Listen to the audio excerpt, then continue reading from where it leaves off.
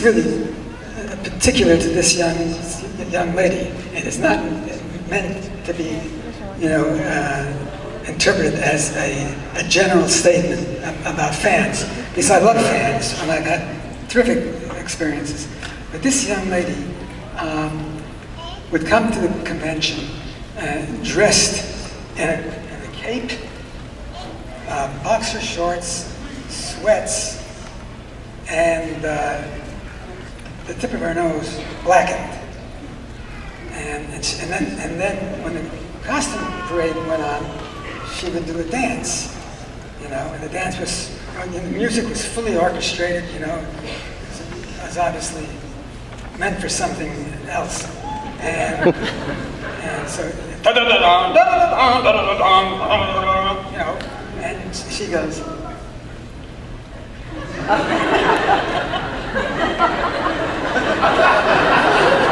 and that was the dance. We're taking Russian as a language. They would say, Russians don't speak that way. There's no W in the Russian language. And I tried to explain that there's an inversion, that people would substitute the V for a W. And so their German dialects, they do the same thing. The W is there instead of the V. And I tried to explain that to people. But they were so, into their studies, and they thought they were catching me at something. And I got a little jumpy about it. I got a little hostile. And I remember one day these two girls came up to me at a convention, and they say, "Oh, Mr. Koenig, I just want to tell you how wonderful your accent is, how wonderful your performance is. We just think," I said, "Okay, you don't like the performance, don't imitate me. Don't make fun." And they said, "What are you talking about? We're here from Russia. This is the way we talk."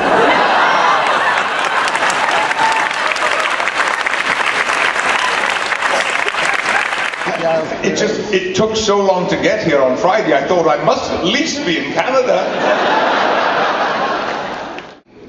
I have found myself playing leadership roles from pretty early on in my career.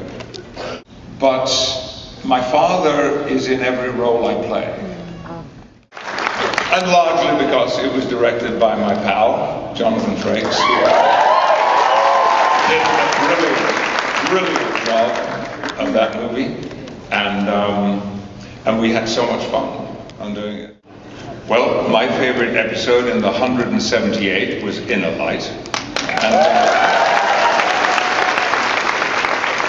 it was a brilliant script. I may be wrong in this, but I've always understood that it was the only non-commissioned script that ever got produced.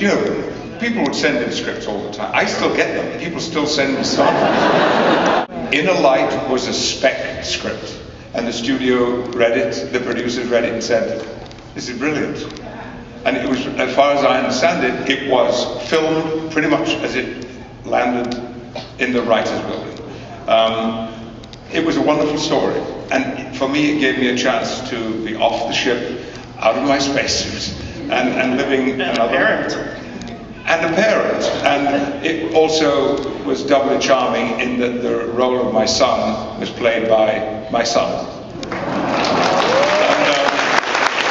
that was the first time we ever worked, and we have worked together since then, and hopefully we will again.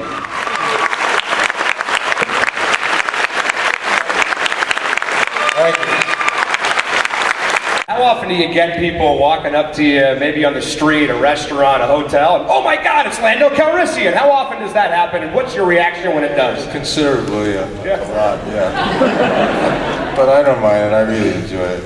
Does it ever get old at all? No, it doesn't. Look, if as an actor, if you're an actor that's made a character successful, then I think that's the best. And have people come up to you and address you as the character, I think is probably a great compliment. I mean, at least I consider it a compliment.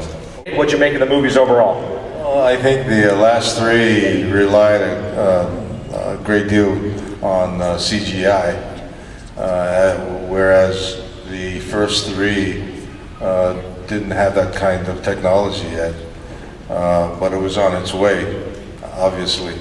I think the first three seem to be more character-driven as opposed to the second three. From either episode 5 or episode 6 that sticks with you. Hello, what do we have here? That work for you guys? This is gonna make this guy's life, by the way, right here. He's got a great mustache. Now, Mr. Williams, do you promise to always wear a fantastically, devilishly good Lando mustache? Absolutely. Do you promise to always follow the good teachings of Lando Calrissian? Absolutely. Then, Mr. Williams, I welcome you as one of our best members of the United Society. By a long shot. Thank you very much. Thank you very much. Is this the coolest thing that's ever happened to you in your life, ever?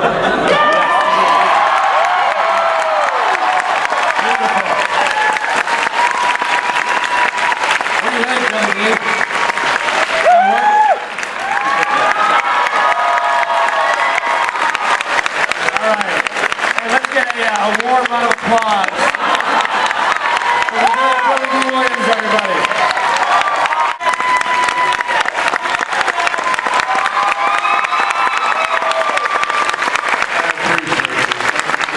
Billy Dee, thank you. One more round of applause, guys, for Billy Dee Williams. Anybody who came up to that rooftop and told Merle to stop was about to get their ass kicked. Plain and simple. You could have been green, yellow, black, blue. It didn't matter what color the guy was or who they were. He had one thing on his mind, to just shoot the heads off zombies, and anybody telling him what to do at that point was about to get an ass kicking. So it just so happens that it was T-Dog. Oh well. You know, Tom Cruise had done that movie where he played the Vietnam vet. Yeah, he's in the wheelchair, right? So this cat could pop his wheelchair up in a wheelie, spin circles, and come right back down on a dime. While I was there trying to learn how to do this, and I look like an idiot. I'm like getting my fingers caught in the spokes, and I'm like trying to do it. You know, he's like showing off, right? Dude, I tell you what. There ain't nothing that gets me. I went away. I took my wheelchair and I went down the hallway and I went into this room and I locked the door. Then I started practicing getting up on the wheelchair, right? And doing the wheelies and stuff like that. And then and about 40 minutes later, they were looking for me. They were calling, we were about to do the scene. But I popped this wheelchair up on a wheelie and I wheeled it all the way down on a wheelie, all the way down. And Tom Cruise, everybody's just watching like this. I come up beside Mr. Tom Cruise and I go, whip it around, and I pop down, and I said, I'm ready.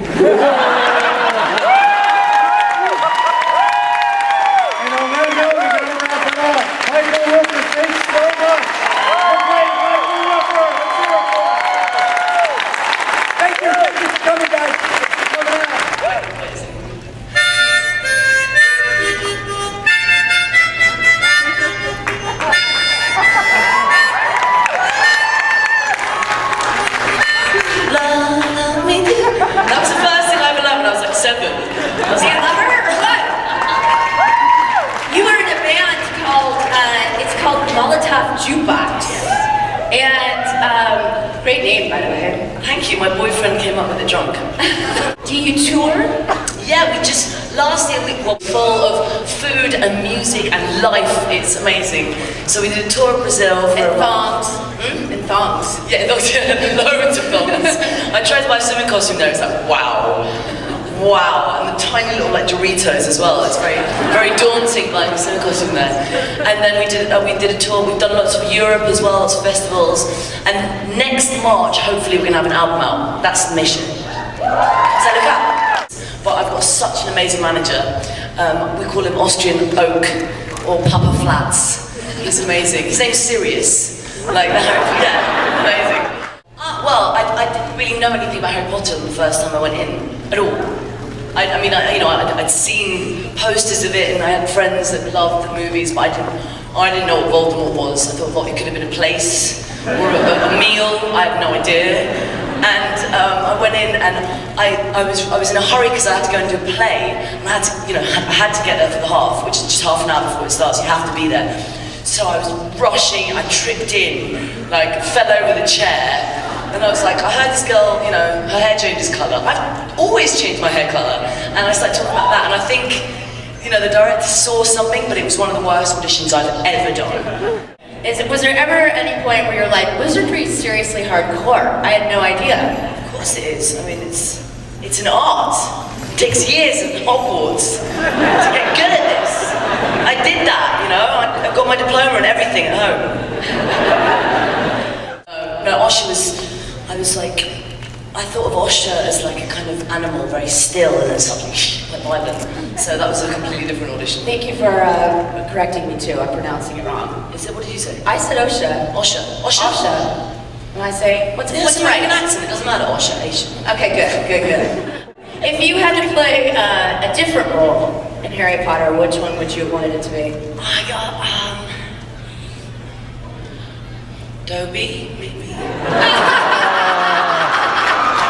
I usually say Bellatrix, but Dobby. I was gonna say Dumbledore. I think you could rock it. Yeah, I do. A few more years and a bit more beard. Now, are you a reader? Because these are. I won't touch a Game of Thrones book because I'm just maybe someday. They're amazing. They're so. Oh no, I want. Trust me, I want to read. So good. Okay, now you're ruining it again. I'm like, no, I want to read the books. It's 1,000 pages in one of them. Yeah. And it's brilliant. I fall asleep when I read. That's why I watch the show. You know what I mean? Come on. I locked it. I was on tour with my band in Brazil the first time, and I only took my accordion and two dresses, and a bikini, and all 5 books. Or 4 books, yeah, it was 5 then. And I was in paradise, and I was just like, I'm not listening, I'm not looking at the sunset, I'm just reading about incest and death. I found it, I can't stop. I won't even talk to my boyfriend when I'm into a good book, that's it. Yeah.